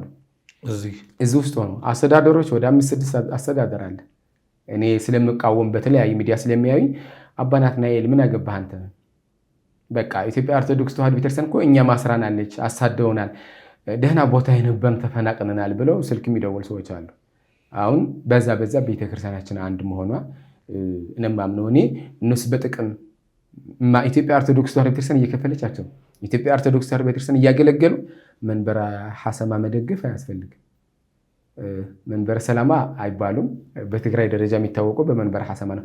ሐሰማ ማለት የሰጠኸው አይበቃው በግድ ይቀማል። መንበረ ሐሰማ በትግራይ ውስጥ የሚጠሩ መንበረ ሰላማ አይደሉም፣ መንበረ ሐሰማ ነው። መንበረ ሐሰማ የተባሉት ምንድነው? ህዝቡ ባወጣው መልእክት ነው። ያ ወጣቱ ያደረገው ድርጅት ገንዘብ አሰባስቦ ለገዳማት በሚረዳበት ገዳሙ እኛ እናስረክበዋለን፣ አምጡት እናንተ ይዛችሁ አትሄዱም ተብለው እንዲህ በቃ ገንዘብ መውሰድ ይወዳሉ፣ ገንዘብን ይወዳሉ። አሁን እያንዳንዱ ህገ ወጥ ጳጳስ የተሸመው 3-4 ቤት የሌለው የለ መቀሌ ዲያስፖራ ሰፈር ይባላል መቀሌ ውስጥ እና እዛ ቤት አላቸው። ከዛ ያ እገሌ እንደዚህ ነበር በፊት፣ አሁን እንደዚህ ወጣቶች በጣም የነቁ ወጣቶች አሉ አሁን መቀሌ ውስጥ በተለያየ ከተማ ሃይማኖታቸው ኦርቶዶክስ የሚወዱና ሚስጥራቸው ሲያውቁ በቃ እነዚህ ሐሰማ ናቸው። ሐሰማ የሰጠው አይበቃ በልቶ መሬቱም ይግጠዋል። አይቶት ከሆነ እኔ በአካል አይቻለሁ። ሐሰማ ትክክል ነው ብዬ ነው የወሰድኩት። በቃ ይሄ ሰውዬ መንበረ ሐሰማ ብሎ የሰየማቸው ራሱ በጣም አድንቀዋለሁ። እውነት እነዚህ ምን ቤተክርስቲያን ምጥጥ አድርገው ነው የጨረሷት። አሁን 500 ሚሊዮን በአቡነ ጴጥሮስና በአቡነ መርሐ ክርስቶስ በአቡነ አረጋዊ አካውንት ነው ያለ። 500 ሚሊዮን ነው ያለው።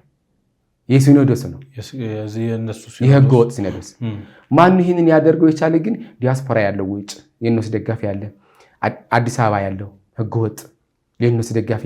እኔ ቢሆን አስተዳደሮች አዲስ አበባ ያሉ ቤተክርስቲያኗ ብታጣራቸው ነው።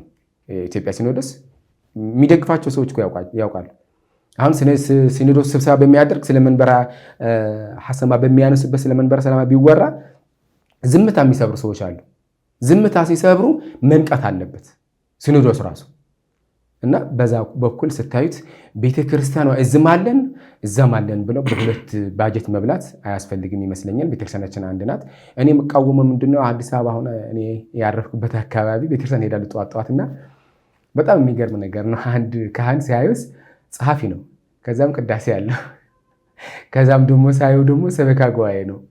በጣም የሚገርም በእኛ አገር አንድ ስራ እንዲይዝ ነው ተቃውሞ በኢትዮጵያ ኦርቶዶክስ ተዋሕዶ ቤተክርስቲያን የመንግስት ስራ ካለው የመንግስት አያገባንም።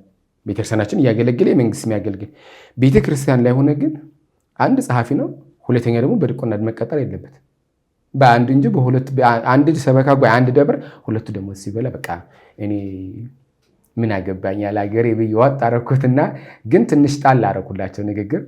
ሰዎቹም በቃ አዩኝ። ከባድ ነው አስተዳደር ሆኖ በውስጥም ሌላ ደሞዝ ቦታ ይይዛል ይመስለኛል እንደሚመስለኝ።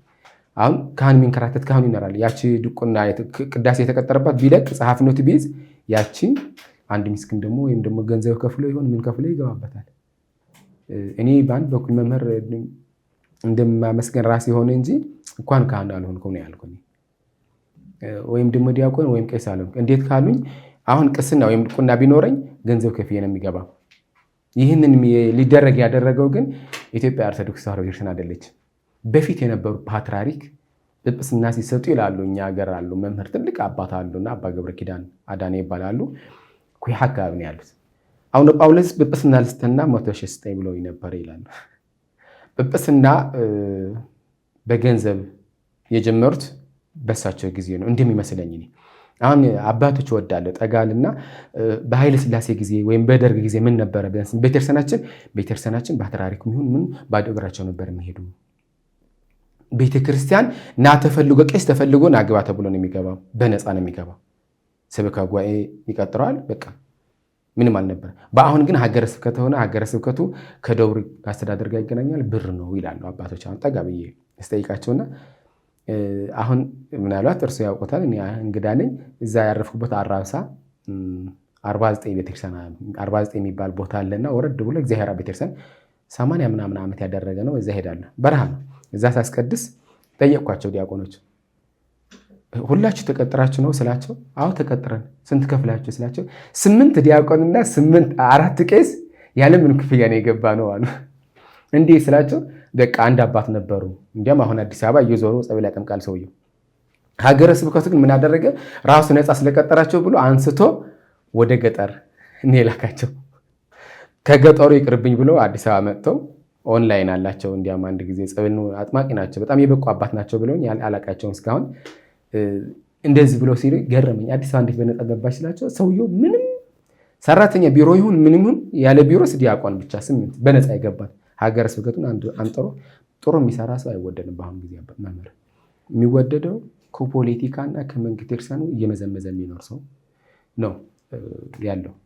እስኪ እንደው ምናልባት ሰሞኑን ደግሞ በመንበረ ሰላማ አባቶች መካከል ያሉ የተከፋፈሉ ነገሮች አሉ። በተለይ አባ ሰረቀ የሆነ ደብዳቤ ወጥቶባቸዋል። እግር ነው ውግዘት ነው ምንድን ነው? ይሄ ነበር የተፈጠረው? ውግዘት ነው።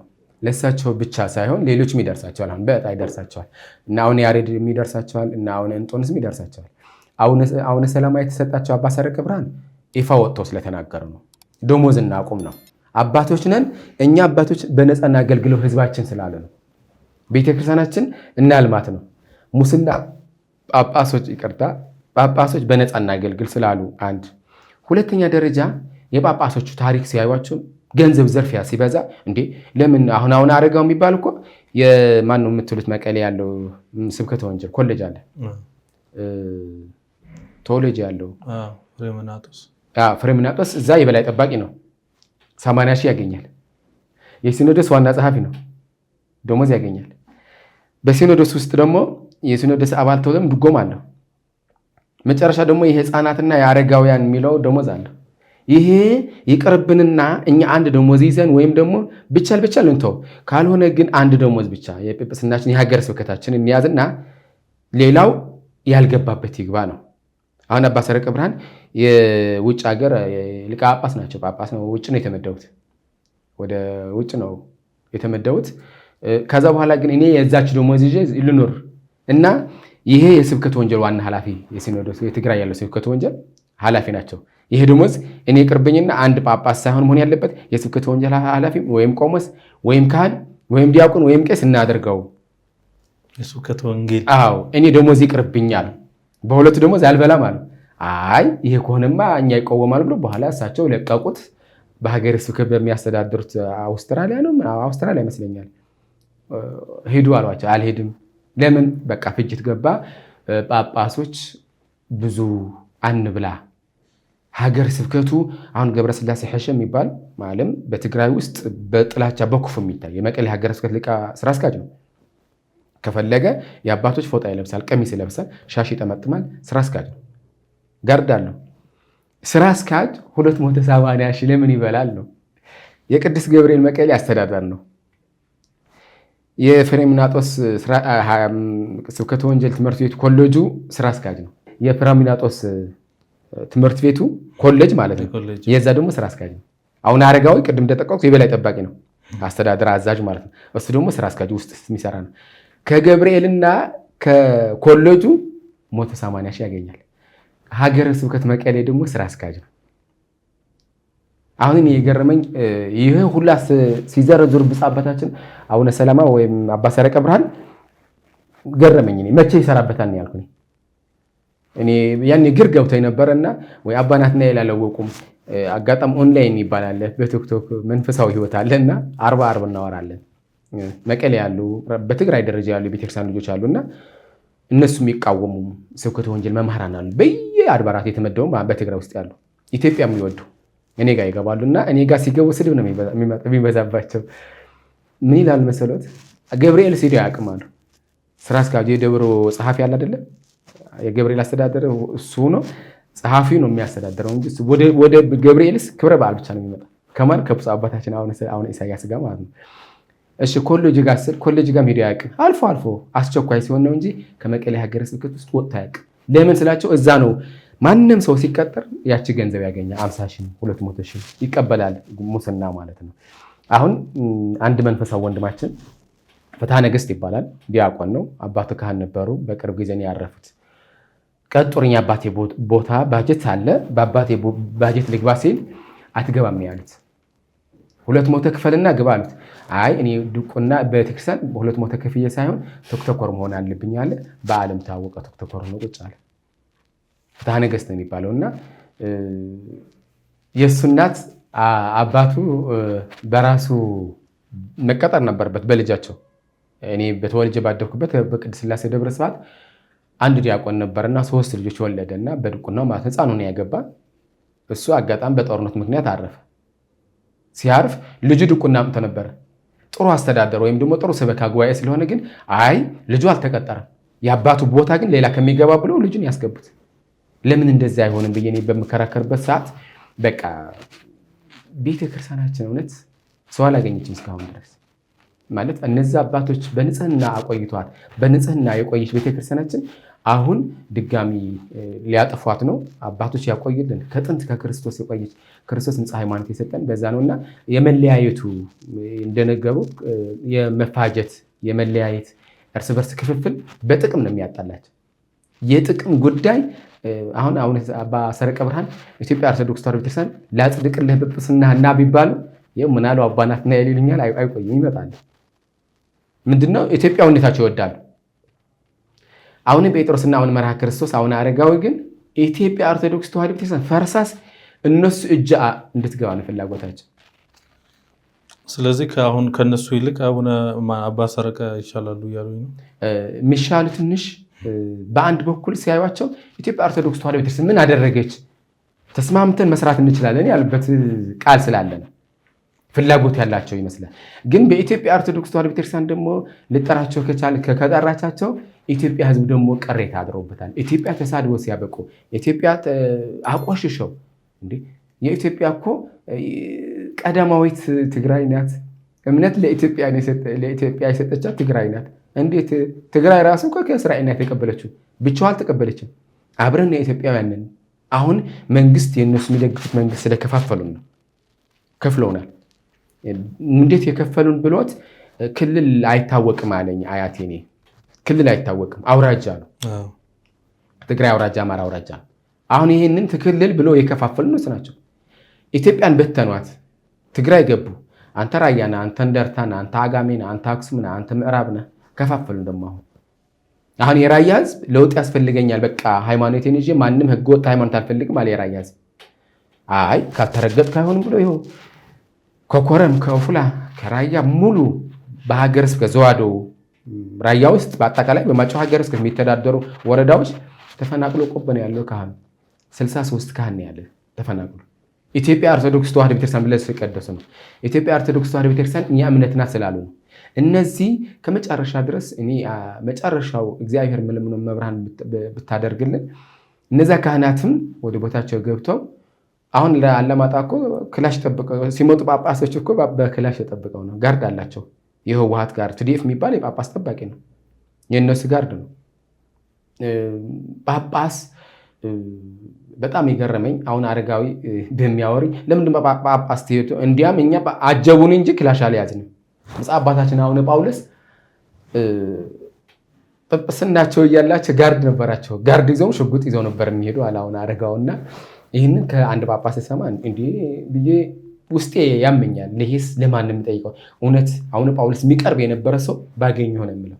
አባቶቻችን ሽጉጣቸው ዳዊት ነው። አባቶቻችን ግን ሽጉጣቸው መጽሐፋቸው ነው። ሽጉጣቸው አቅፋዳቸው ነው። ሌላ አልነበረም ብዬ ስመልስለት በስልክ እናወራለን አሁን አረጋው ጋር ወይም ደግሞ አባ ጸጋይ ወይም አባ እስጢፋኖስ ይባላል። አይተውት ከሆነ ጵጵስና ሲሰጥ አንድ መንፈሳዊ ሴት ገዳም ውስጥ የምትኖር ወልዶልኛል ለምን ጵጵስና ሰጣችሁ ስትል አይተውታል ይሆናል መጀመሪያ ጊዜ። በኋላ አያገባሽም አቁሚ ተብላ 2.8 ሚሊዮን የተገዛ ቤት ተገዝተውላታል። በሲኖዶሱ ቁጭ ብላለች መቀሌ አፏን ይዛ ምን አገባኝ አለች። ከዛ ምንድን ያሏት ስርዓት እንደ አባቶቻችን ህግ እንደ ዘመናችን ነው። ስርዓቱም አንተውም የፖለቲካው የነገሩም አንተውም የሚለውን ሀሳብ ሲያመጡላት ያቺ ሴትዮ ቁጭ ብላለች አሁን ማለት ነው። ቤተክርስቲያናችን ይህንን እያስተናግድ ይሻልሽበት ሰዓት ነው አሁን በትግራይ ውስጥ። በትግራይ ካሉ አባቶች መካከል በፈጸሙት ህገወጥ እንደ ቤተክርስቲያን ስርዓት ህገወጥ ነው፣ ህገወጥም ስለሆነ ተወግዟልና በፈጸሙት ህገወጥ እንቅስቃሴ ተጸጽተው ወደ ኢትዮጵያ ኦርቶዶክስ ተዋሕዶ ቤተክርስቲያን ቅዱስ ሲኖዶስ ለመመለስ ፍላጎት ያላቸው አባቶች አሉ። እንዲህ አባቶቻችን አሉ። ከአራቱ ሊቃነ ይሄ ጵጵስና ለመሸም የተዘጋጁ 4 ናቸው። ከአራቱ አሁንም መቃርቤ ሳይሆን የአክሱም ምስኪን አባት ናቸው። አሁን ሳይታመሙ ታመሙ ተባለ።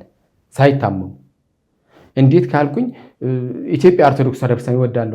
በዚች ኢትዮጵያ ውስጥ ጵጵስና የተሰጣቸው ብፁዕ አባታችን አሁን ኢሳያስም እንደዚህ ይወዳሉ።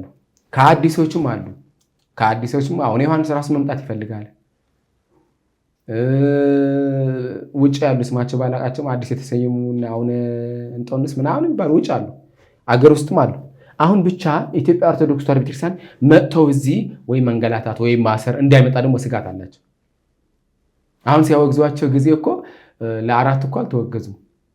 ብፁዕ አባታችን አሁን መቃርስና አሁን ኢሳያስ የሚያመሰግነው ኢትዮጵያ አለማወገዛቸው 4 ሊቃነ ጳጳሳት ሳናወግዝ ነው የሚለው። አሁን አብርሃም ባነ አሁን ጴጥሮስ ስራ አስኪያጅ በነበሩበት ጸሐፊ ያልነበሩ የኢትዮጵያ ኦርቶዶክስ ተዋሕዶ ቤተክርስቲያን ከአሁን አብርሃም ጋር የነበሩ ማለት ነው። እኔ ያኔ ሀገር ቤት ስለማይ ነው ኦርቶዶክስ ተዋሕዶ ቤተክርስቲያን ሚዲያ ያከታተላለሁ እና ሲያነቡ 4 ሊቃነ ጳጳሳት ሳያካትት ነው የሚለው መግለጫው። ቀድሞ የነበሩት ሲወገዝ 4 ሊቃነ ጳጳሳት ሳያካትት ግን ጵጵስና የሰጡ ግን እናስ ናቸው የሾሙትም የባረኩትም። 9 ሊቃነ ጳጳሳት ኤጲስቆጶሳት ግን አውግዘናል ነው የሚለው። እኔ አጋጣሚ ይሄ ስለመከታተል ነው። ቢመጡም ኢትዮጵያ ኦርቶዶክስ ተዋሕዶ ቤተክርስቲያን ተቀባይ ናት። እንኳን እነዚህ ተሳስተው ምን ብለው ጵጵስና ሰጥተው እኮ ነው አሁን ስራ አስኪያጅ የሆኑ ሰዎች። ያ ነው ቤተክርስቲያን ይቅር ባይ ናት። የኢትዮጵያ ሕዝብ ደግሞ የኢትዮጵያ ኦርቶዶክስ ተዋሕዶ ቤተክርስቲያን የሚከተል ሕዝብ ደግሞ ይቅር ባይ ነው። ከተለያየ ሕዝብ ጋር ተፋቅሮ የሚኖር ነው። አትንኩኝ ብቻ ዘረኛ እንዳትሉኝ እንጂ እኔ አንድ ነገር የራያ ሕዝብ ራየታይ ነኝ ብዬ እኮራበታለሁ። ቤተክርስቲያናችን ግን ዘር አትፈልግም። አንድ ነው። አባናትና ያለ የትም ሲሄድ ኢትዮጵያዊ በኢትዮጵያዊነት ያምንበታል። የራያ ሕዝብ ሕዝባችን ኢትዮጵያዊ ነው፣ እኛ ኢትዮጵያውያን ነን ስላላኩ ነው ካህኑ ይኸው ተፈናቅሎ ቆቦ ውስጥ ቁጭ ብሎ ያለ። ማንም ማህበራዊ ሚዲያ ያውቋል። ብፁዕ አባታችን አሁን ዲስኮርስ ያውቃሉ። የእያንዳንዱ ካህን ከራሳቸው ይሁን ካስቀመጧት ከቆጠቧት ብር አንዳንድ ካህን 5,000 ብር ሰጥተውታል። ከዲያቆን እስከ ቄስ ያለ የተፈናቀለ። ይሄ ግን ኢትዮጵያ ኦርቶዶክስ ተዋሕዶ ስለ ራያ ሀገረ ስብከት መግለጫ አላወጣችም፣ ዝም ተመረጠች። ለተፈናቀሉ ልጆቻቸው ትተው ትዳራቸው ትተው ቆቦ ውስጥ አማራ ክልል የተፈናቀሉ ካህናት መግለጫ አላወጣችም። እነዚህ ካህናት ወደ ቦታቸው እንዲመለሱ ወይም ከዛ ህገወጥ ሲኖዶስ አልተነጋገረችም፣ ወይም ደግሞ ህገወጥ ሲኖዶስ እንዲፈርስም አላደረገም። ምን አለ መሰሎት አሁን ፖለቲካ እንዳያያዝ እንጂ የትግራይ ህዝብ እኮ አንድ ድምፅ እኮ ካለ አንድ ጥይት ከተተኮሰች እፎይታችን ነው። መንግስት አይደለም የሚመታቸው፣ እኛ ራሳችን ነው የምንነሳ እኮ ነው ህዝቡ። አሁን በአሁኑ ሰዓት ግን አንድ ማን ነው ድምፅ አንድ ጥይት የሚተኩሰው ነው የጠፋባቸው። ህወሓት ከተነኮሰም ራሱ ያውቃል። ቤተክርስቲያን ከዚህ በፊት አፈርሰዋል። እኔ እግዚአብሔር ይቅር በለኝና ህመም እጅ ላይ ሆኖ ሀቅ መናገር እግዚአብሔር ይወደዋል። እንዲያም እንደ ንስሐ ይሆናል። ራሳቸው ቤተክርስቲያን አፍርሰው እኮ መከላከያ ፈረሰልን እኮ ነው የነበረው። ራሳቸው ገድለው እኮ እንደዚህ ገድለውናል። አሁን ሻዕቢያ በቤተክርስቲያናችን ጉዳይ ቤተክርስቲያናችን አፈረሰ፣ ሻዕቢያ መስጊድ አፈረሰ። ይሄ ነበር። ማን አፈረሰ? ራሳቸው ለፖለቲካ ለመስራት ተብሎ ነው። እኔ ግን ምንድነው የማምለው መልእክቴ ግን የኢትዮጵያ ህዝብ ቆም ብሎ ማሰብ አለበት። ቤተክርስቲያን ብቻ ማወቅ አለበት። አሁን በአሁኑ ሰዓት እምነቱ ብቻ ጠንክሮ እምነታችን እንዳትፈርስ በውስጣችን የሚገቡ ተክሎች መመንጠር ነው ያለብን እንደሚመስለኝ። እኔና ይቅርታ እንትን አልኩና እኔ ብቻዬን ያዝኩት ውስጤ ስለሚያመኝ ነው። በአንድ በኩል ውስጥ ይሰማኛል። በተለያየ ሰዓት እንደ ኢትዮጵያ ኦርቶዶክስ ተዋሕዶ ቤተክርስቲያንም እንደ ሀገርም በተለያየ ሰዓት ጦርነቶች፣ አለመግባባቶች፣ ልዩነቶች ተፈጥረዋል። በዛ ልዩነት መካከል ያጠፋውን አጥፍቻለሁ ብሎ ይቅርታ የጠየቀበት፣ ፖለቲከኞች የተስማሙበት፣ አባቶች ደግሞ ለይቅርታም ራሳቸውን ያዘጋጁበት፣ ኑ አብረን እናገልግል ብለው በራቸውን ከፍተው የጠበቁበት ሁኔታም አለ እና ይህ ሁሉ ሆኖ መለያየትን የመረጡ አካላት አሉ። አሁን ግን ሁሉም ሰው ተምረዋል። ህዝብም እንደ ህዝብ ተምረዋል። አባቶችም እንደ አባት ተምረዋል። ስተት የሰራው ስተት ሰርቻለሁ ብሎ በተለይ አሁን ቅድም እርስዎ በጠቀሱት በሰሜኑ ጦርነት ጊዜ አባቶች ብቻ አይደሉም፣ እንደ ህዝብ ነው ከመንግስት ጋር ቆሞ። ምክንያቱም አገር ልጠፋ ነው ሲባል አገሩን የሚወድ ህዝብ ዝም አይልም። እንደ ህዝብ መንግስትን ደግፎ በሰሜኑ ጦርነት ላይ በተነሳው ነገር መንግስትን ደግፎ ተነስቷል። እንደ ህዝብ ደግሞ ተጸጽቷል። ምክንያቱም ሲታረቁ ሲስማሙ ለዚህ ነበር ወይ ተመልሰው ለሚታረቁት ነበር ወይ ያ ሁሉ ህዝብ ሞቶ ያ ሁሉ ንብረት ጠፍቶ የሚያዋጣውን ገንዘቡን ከኪሱ አውጥቶ ብዙ ነገር ካደረገ በኋላ ተስማሙ። ሲስማሙ እንደ ህዝብ ተጸጽቷል። ቤተክርስቲያንም ደግሞ አገር ላይ እስካለች ድረስ ብትችል ታስማማለች። ካልሆነ ደግሞ አገርን የሚያጠፋ ነገር እየመጣ ነው ሲባል ታቦት ይዛ ሄዳለች። እንኳን 20 ሚሊዮን ቀርቶ አገርን ለማስከበር ታቦት አድዋ ላይ ይዛ ሄዳለች አይደለ? ይህም ይደረጋል እና በዚህ ሁሉ ሂደት ውስጥ እንደ ቤተክርስቲያንም እንደ ሀገርም እንደ ህዝብም ለተፈጠረው ነገር ሁሉም ተጸጽቷል። ሁሉም ባይሆን ብሏል። እንደው እንደ ምሳሌ እንኳን መጠቀስ አቶ ጌታቸው ረዳንም ጨምሮ በወቅቱ ጦርነቱን ሲያባብሱ ከነበሩት አንዱ እሳቸው ናቸው እና በቅርቡ ኢንተርቪው ሲደረጉ እንኳን ያን ነገር ስህተት እንደሆነም ራሳቸው አምነውበታል እና ሁሉም ከስህተቱ እየታረመ ባለበት ሁኔታ ላይ ነው ያለ ነው። ቀጣይ እንደ ሀገርም እንደ ቤተክርስቲያን እንደ ሃይማኖትም ምን ይደረግ? የሚደረገው ትክክል ነው። የሚደረገው ጉዳይ እግዚአብሔር ካለው አሁን እዚህ ያለው ሲኖዶስ በቃ አባቶቻችን ቆወታቸው አጥብቀው ከመንግስት ጎን ነው። አሁን ድጋሚ እንደመልእክቴ እንደማስተላልፈው ለህዝባችንም አሁን ሰላም ነው ያጣው። በቤተክርስቲያን ሰላም አላገኘም፣ በመንግስትም ሰላም አላገኘም። አሁን በትግራይ ውስጥ ማለት ነው። እኔ በትግራይ አጋጣሚ ሲቪል ሆኜ እንቀሳቀሳለሁ። ሲቪል ስብሎት የቄስ ልብስ የሚባላለሁ ስለብሼ ስለምንቀሳቀስ በየአድባራቱ ሄዳለሁ። የሚሄድበት ምክንያት ምንድን ነው? በቃ አምጣ ነው። አሁን አምጣ እንደዚህ ነው ቤተክርስቲያናችን። አሁን ደግሞ ድጋም ጦርነት ሊነሳ ነው እየተባለ ያለበት ሰዓት ነው። አሁን የኢትዮጵያ ህዝብ ደግሞ አሁን ከኢትዮጵያ ሲኖዶስ ጋር ጎን ቆሞ የትግራይ ሲኖዶስ እንዲፈርስ ማድረግ ነው። ይቻላል። አሁን ምናሉ አባ ይሉኛል። አሁን በቅርብ ቀን ይፈርሳሉ። መፍረሳቸው አይቀርም። የሚሸሹ ሰዎች ይሸሻሉ፣ የማይሸሹ ደግሞ ይቀራሉ። ከአራቱ ከድሮ ሊቃነ ጳጳሳት ራሱ አሁን ጴጥሮስና አሁን መርሐ ክርስቶስ አይቀመጡም እዚህ ውስጥ። ሌሎቹ ተዋቸው። ከህገ ወጡ ደግሞ የሚቀሩ የማይሸሹ ሰዎች አሉ። ይህን 100% ስለማውቀው ነው። እንዴት ካሉኝ አንድ ከፖለቲካ ነፃ ናቸው እነዚህ የማይሸሹ አገር ውስጥ የሚቀሩ። ሁለተኛ ደግሞ ኢትዮጵያ ኦርቶዶክስ ተዋሕዶ ቤተክርስቲያን የሚፈልጉ ናቸው። እንዲያም አንድ አባት መቀሌ ሀገረ ስብከት ነው የሚሰሩና እኔስ በአማርኛ መቼ ነው ተሰብኮ የማየው መቀሌ ውስጥ አሉ። ጨንቋቸው ማለት ነው። እንዴ ስላቸው ደውለው ነው የነገሩኝ። አባ በቃ ስብከቱን በትግርኛ ነው፣ ተአምረ ማርያም በትግርኛ ነው፣ ተአምረ ኢየሱስ መጽሐፎቹ ሌሊት በሙሉ ትግርኛ ነው የሚነበበው አሉ። እንዴ ስላቸው ግዕዝ ስላቸው ግዕዝም አለ ግን በትግርኛ ነው በብዛት ግዕዝ ማን አንብቦት ግዕዝ መቼ ተማረ ቀይሱና ዲያቆኑ በዘመድ የመጣ አይደለ ያለው አሉ። እና እግዚአብሔር ከፈቀደው የኢትዮጵያ ሕዝብ ለትግራይ ድምፅ መሆን አለበት። በአሁኑ ሰዓት በተለይ በአሁኑ ሰዓት ይሄ ሰኔ ውስጥ ድምፅ መሆን አለበት። እንዴት ካሉኝ እንዳልኩት እምነቱ እየተስፋፋ እየተሸረሸረ ነው ያለ። በጥቅም ነው። አንድ ባንክ ተዘግቷል፣ ምንም ተዘግቶ ነው ያለ። በእምነት ግን እየሄዱ ገንዘብ እየሰጧቸው እምነታቸው በገንዘብ እየተገዛ ነው ያለው። ይሄ መሆን የለበትም ብል በምቃወመው እኔ ለእኔ ጨራስ የሚሰድብ ሰው የሚል ነውና ቢችሉ ነው የኢትዮጵያ ሲኖዶስ ያለው ሊቃነ ጳጳሳት ለትግራይ ያለው ህዝብ አሁንም ተደጋጋሚ መግለጫ አውጥተው ከዛ መንግስት ያለው ወይም ደግሞ ከህገወጥ ሲኖዶስ ተገናኝተው ወደ አንድ መምጣት እኮ ይችላሉ። እንኳን ይህንን እኔ ስልጣን ስለሌለ ነው እንጂ ሂዶ እነሱ በጠረጴዛ እኔና እርሶ እንድትወያየን ቁጭ ብሎ መነጋገር ይችላሉ። ይህንን አድርጉ። እነሱ ጥቅም ነው የሚፈልጉት እኮ አስኬማችን አታወርድን ነው።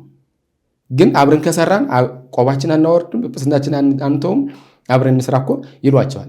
እርግጠኛ ነኝ 100% አውሮ ማምጣት ይቻላል።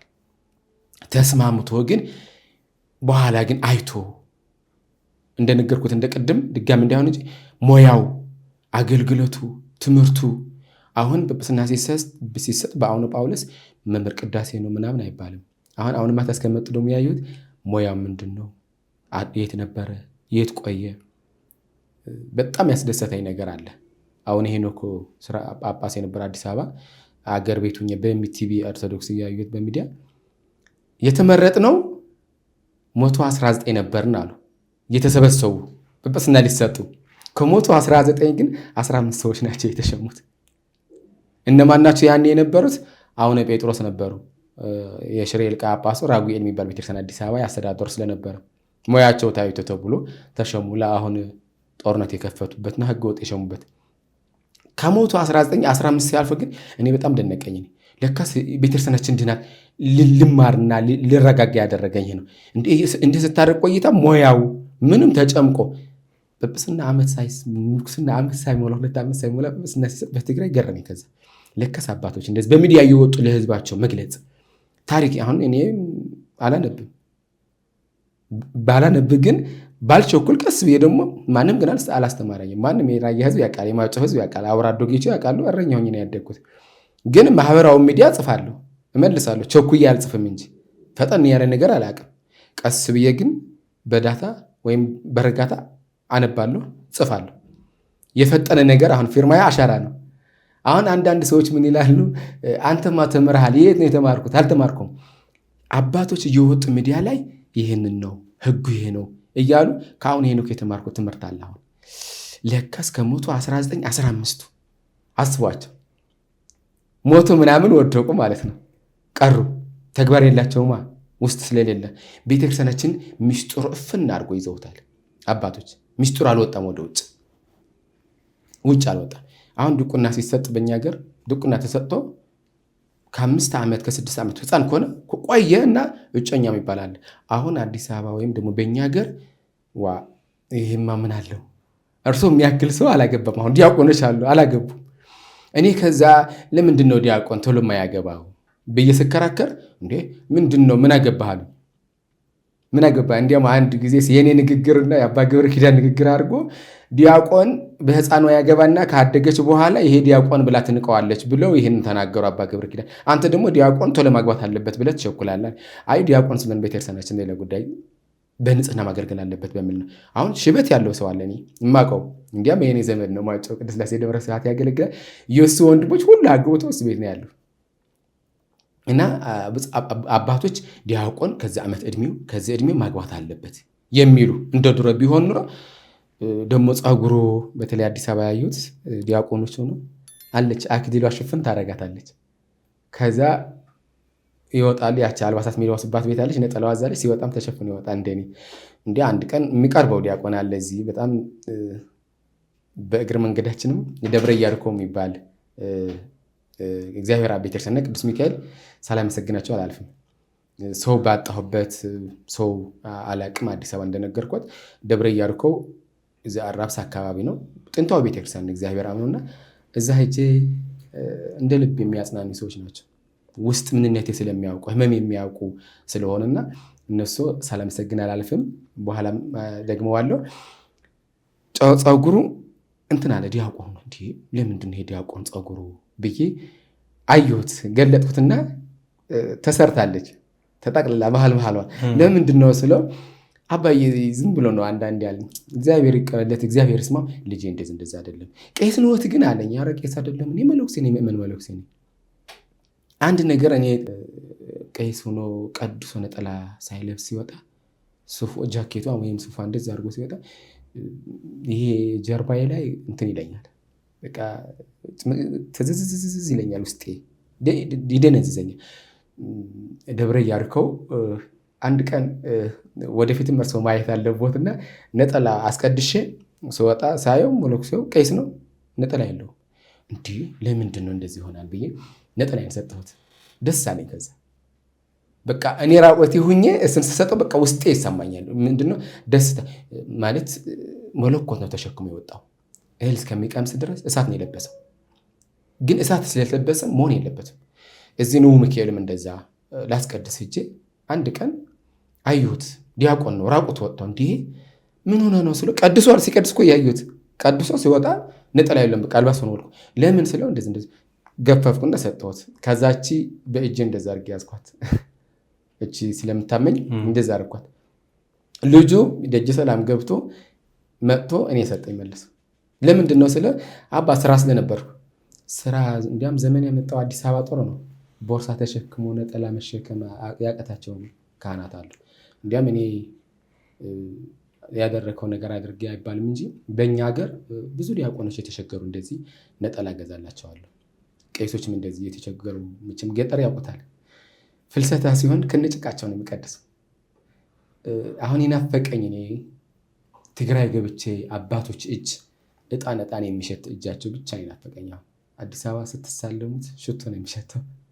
እጣን መጎር ሲያጥንም እንደ አባቶች አድርጎ ያጥንም እና ያ መብርሃን አሁን በእናንተ ያሉ ሰዎች እናንተ ተከታዮችም ይጸልዩልኝ። አገሬ ገብቼ ህመሜም ተገላግዬ መንፈሳውያን ሰዎች አይጠፉም። የሚጸልዩለት ለአባቶች የሚጸልያለ አባቶች ደግሞ ንጹሃን የሆኑ አባቶች ደግሞ የሚጸልዩልኝ አሉ። አባቶች ገዳም ውስጥ የዘጉና በተለይም እመኑ አሁን እኔ ጸሎት ያስፈልገኛል ነው የምለውና ምንድን ነው መሞት? አሁን የኔ ህመም መጀመሪያ አብሮሽን አድርጌያለሁ። 137,000 የተከፈለው እዚህ መርሻ ቀዶ ጥገና የሚባል ቦሌ ደንበል አለ። እዛ ታከም ህመሜ በኋላ ግን እየቆየ እየሰፋ ሲሄድ አሁን ዶክተሩ ወደ ካንሰር ይቀየር ቦታ አለኝ። አሁን መድኃኒት አለኝ የሚሰጠኝ እሱ ፈረኞች ናቸው፣ ቋንቋ አልችልም፣ ተርጓሚ ያላቸው መምህር ጸጋ የሚባል እየሄድኩ ነው። አሁን በቃ ውስጤ መሄድ አለብኝ አልኩ። አሁን ለመጨረሻ ሳርጀር እናደርግለው ሲለኝ አቅም ስላጣሁ ዝም ብዬ ሄድኩ። እንደነገርኩት በሰው እጅ ነው ያለሁት። አሁን ሰው ይሰጠኛል፣ አንዳንድ መንፈሳውያን ወይም ደግሞ ከሀገር ቤት ይልኩኛል። አንዳንድ 2,000 ሰዎች ይልኩልኝ አሉና ያችን የምጠቀማት። እዚህ መጥተን መንግስትም አላየንም። ብዙ ተፈናቅሎ የመጣሁን አዲስ አበባ በቤተክርስቲያን ጉዳይ በፖለቲካ ጉዳይ አለ አዲስ አበባ። መንግስት ግን በሚጠይቅበት ሰዓት መልስ አልሰጠበትም። ቤተክርስቲያናችን አሁን እኔ ሀገረ ስብከት አንድ ቀን ሰዓሊተ ምሕረት በቀደም ሲደውልኝ ሰዓሊተ ምሕረት ሄጄ አስተዳደሩ መለኩሴ ናቸው ሄጄ ሳናግራቸው አባ ናትናኤል ሀገረ ስብከት ከፈቀደልዎት ደብዳቤ ያጽፉና እኔ ራሴ እዚህ ደብር አስተባብሬ 35,000 ቅርና ጨምሬ ለሕክምናዎት እንዲሆነት ለልብስም ለአንዳንድ ነገሮችም ሲለኝ ሀገረ ስብከት አላቆም ሄድኩና ግጥም ብሏል። ሰው ማን ያስገባኝ እኔ አሁን ምናልባት በእግረ መንገዳችን ሕክምናዬም ስልክም አባ ሕፃን የሚባል መለኩሴ ናቸው የገዛኝ። ስልክ አልነበረኝም። ስመጣ ስልኬን ሽጬ ነው የመጣሁት። እዚህ ከመጣሁ እነሱ እናት ጌታቸው ካገኟቸው በኋላ አይዞት ማለት ጀመሩ እንጂ ምንም ነገር እኔ ሰው አያውቅም። የሰው ውስጥ የምታውቀው መብርሃን ናት።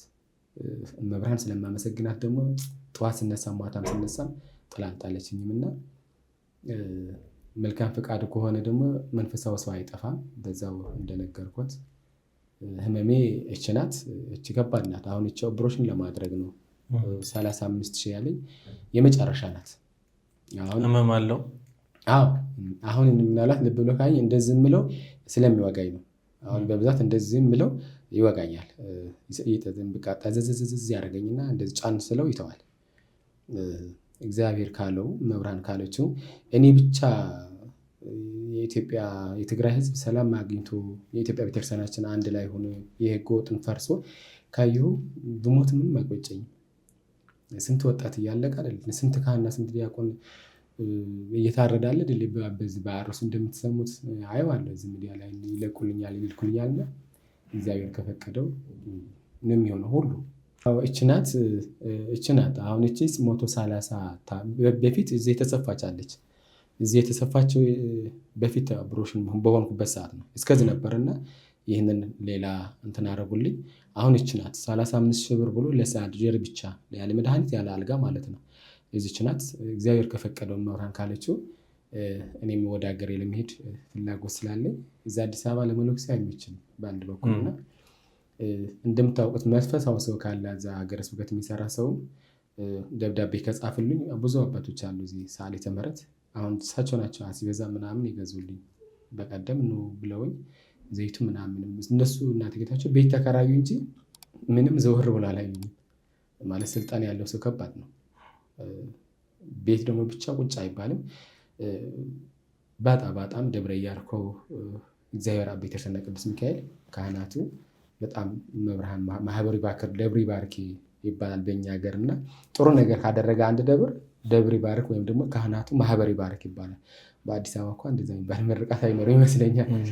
እግዚአብሔር ፍቃድ ከሆነ እንግዲህ መልካም ፍቃዶት የእርሰው እናንተም ኦፕሬሽን ሰውን ማንም ሰው የለኝም እዚህ እናንተ ስላላችሁ እናንተም አካውንቶቱም መናገር ይችላሉ። የሚረዳውት 1013 15 05 57 8 በድሮ ስሜ ነው በአባ ታምራት የሚለው ያለው። አሁን ደግሞ አባ ናትናኤል ነው በገዳም ስሜና በምታወቀው በተለያዩ ሚዲያዎች አባ ናትናኤል የተባልኩበት ብፁዕ አባታችን አቡነ መርሃ ክርስቶስ ያረፈው አባት የመቀሌ ሀገረ ስብከት የነበሩ እሳቸው ናቸው አባ ናትናኤል ያሉኝና አባ ናትናኤል ያሉኝ ገዳም ውስጥ መጥተው ነው ህፃን ስለነበርኩ አሁንም ህፃን ነኝ። በ1983 ነው የተወለድኩና እጄን አይተው ነው ዳቤ ጋገርኩና እጄ ያዩኝና ይሄ ናትናኤል ሐዋርያው ናትናኤል ነህ ብለው አባ ናትናኤል አሉኝ። በዛ ነው አባ ናትናኤል የተባሉ።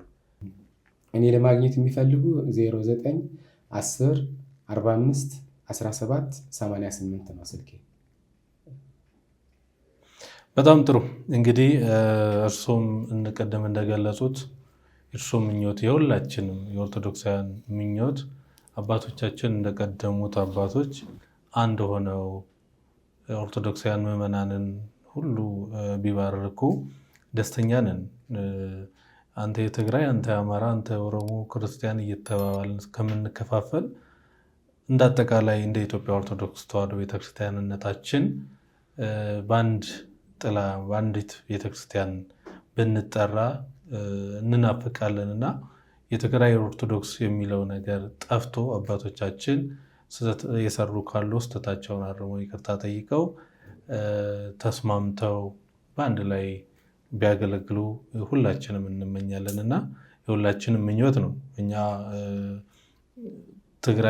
በግሌ ትግራይ ውስጥ በጣም አብዛኛው ቦታዎቹ ላይ ሄጃለሁ። እስከ አክሱም ድረስ እስከ ሁመራ ድረስ ሄጃለሁ እና እየወጡ ጉዞ ባደረግን ቁጥር አንድ አፍታ ግቢ ውስጥ ገብተን ጉዞ ስንሄድ አንድ ቤተክርስቲያን ለማደር ስንገባ ሰንበት ተማሪው አንድ አፍታ ተሰባስቦ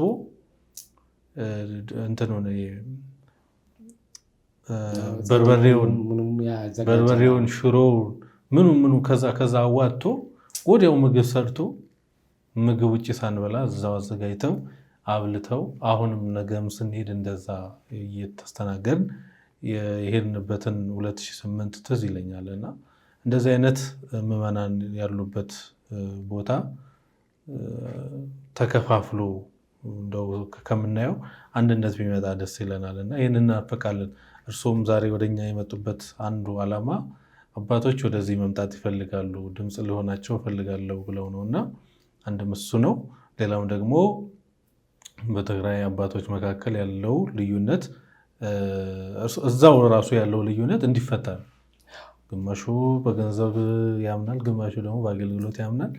ይሄም እንዲፈታ እንዳጠቃላይ እንደ ኢትዮጵያ ኦርቶዶክስ ተዋሕዶ ቤተክርስቲያንም ደግሞ አንድነት እንዲመጣ ይናፍቃሉ። ይህንንም ድምፅ ለመሆን ነው ዛሬ ወደኛ ሚዲያ የመጡት። እኛም ይህንን ስለምንደግፈውና ስለምንመኘውም ነው። የተወደዳችሁና የተከበራችሁ የኢትዮጵያ ኦርቶዶክስ ተዋሕዶ ቤተክርስቲያን አማኞች ሁላችሁም ይህንን ታምኑበታላችሁ፣ ትመኙታላችሁ፣ የአባቶቻችንን አንድነት ትመኛላችሁ ብለን እናስባለን እና ሁላችንም እንደየአቅማችን እንደየልጅነታችን ከፍላጎት ባሻገር ደግሞ በጸሎትም ፈጣሪን እንለምንና አባቶቻችን አንድ ላይ በአንድ መንበር በአንዲት ቤተክርስቲያን እንዲያገለግሉ እንመኛለን። ስለነበረን ቆይታ ሁሉ እግዚአብሔር የተመሰገነ ይሁን። በሌላ ፕሮግራሞች በሌላ ሀሳቦች እስከምንገናኝ ድረስ ቸር ይቆየን።